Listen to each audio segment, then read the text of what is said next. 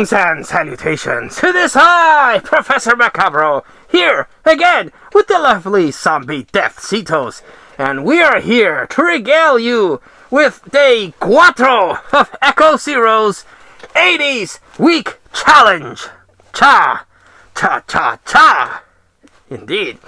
And after last time's lovey-dovey smooch fest, The Princess Bride, let's get back into more par for the course in this channel. Again, the caveat is that there cannot be a horror movie talked about in this challenge. So I decided to pick something that is more, again, at par with the content of my channel. And the movie that I wanted to showcase is Clash of the Titans! Indeed. You younger people might be familiar with the remake that came out a number of years ago. That unfortunately has a lot of CGI bullshit, but it does have some interesting elements, like Liam Neeson being Zeus and Voldemort being Hades. I thought that was pretty good casting. And they do streamline the story somewhat, but in no way does it compare to the epicness of Ray Harryhausen's stop-motion special effects. Yes, indeed, I fucking love stop-motion. Since the days of King Kong, where King Kong was this animated gorilla and all the dinosaurs were done by stop-motion, two other similar movies done by Ray Harryhausen, like Jason and the Argonauts, or the Sinbad series. But I decided to choose Clash of the Titans because it has more elements that are non-horror, but still fit my theme. Now, Ray Harryhausen has done a lot of really cool stop-motion horror theme elements in other movies like Jason and the Argonauts, where Jason is fighting off the skeleton army, which looks fucking amazing. But in Clash of the Titans, you have more elements that tickled my fancy as a young boy. Indeed. Now, the story is a mashup of different Greek stories from back in the way back when. It follows the story of Perseus, who in the normal story, his father, the king, vanished the mother who was impregnated by Zeus, and thus created a demigod, Perseus. But an oracle said that gave him a prophecy that your son is going to kill you and take control of your empire. And being a greedy motherfucker that king was like, well, I'm not going to lose my power and my wenches. Away with my wife and his son. So eventually Perseus grew up and eventually did end up killing his old papa for being a fucking bastard. But this one also mixes up that story of Perseus with the Kraken story, which in normal mythology, the Kraken wasn't part of Greek mythology. It was, the Kraken was an octopus, and not this really badass looking creature. So there's that difference there. And they also they change up the names of some of the gods, and a whole bunch of stuff gets mixed up here and there. Medusa is considered a titan, even though she's not. She's a gorgon, and it's a whole mashup, but in my humble opinion, it works exquisitely well. Fucking love it. So the story of this Clash of the Titans is that same thing. Perseus is doing his own thing with his mother, but then he has to save the Princess Andromeda from Calibus. Yes, indeed.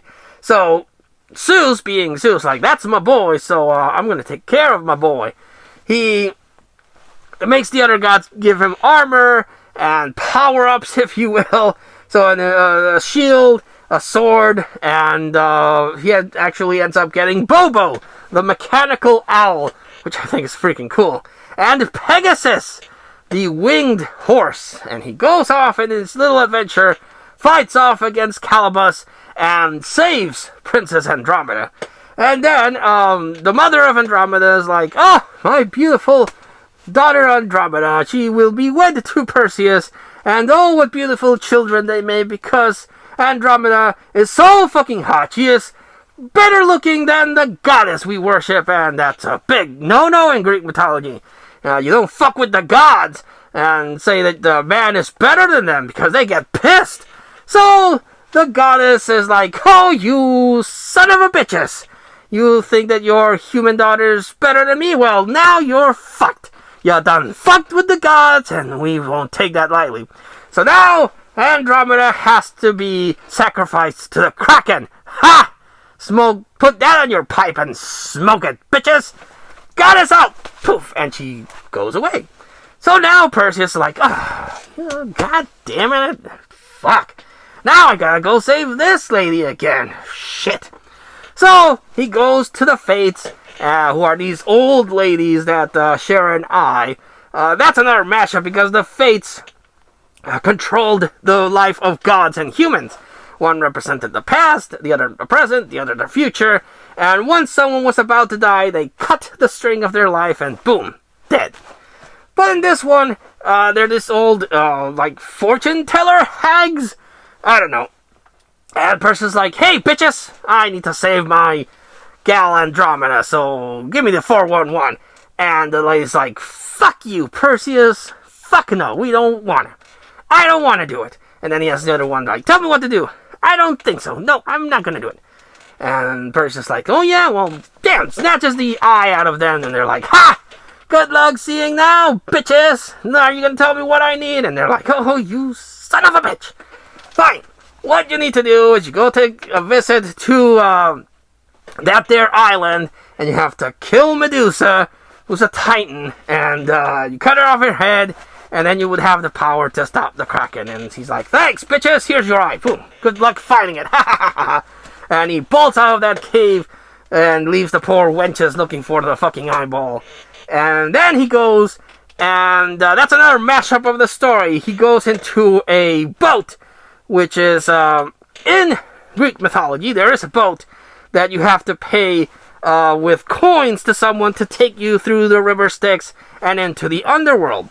In this one, they switch it up. There is another ferryman, and you pay him, and he takes you to the island of Medusa. So again, a mashup of a whole different Greek elements here. So they go into Medusa's island, and this is where I was like, oh my fucking god, this is freaking amazing. Cause the scene with Medusa slithering in the darkness of her domain with the lighting and her freaky deaky eyes with imagine Tombi Wasitos here is Medusa, and she has her snake hair there, and she's like, oh, hey there, Perseus, yeah, look into my eyes, and let me tell you a story.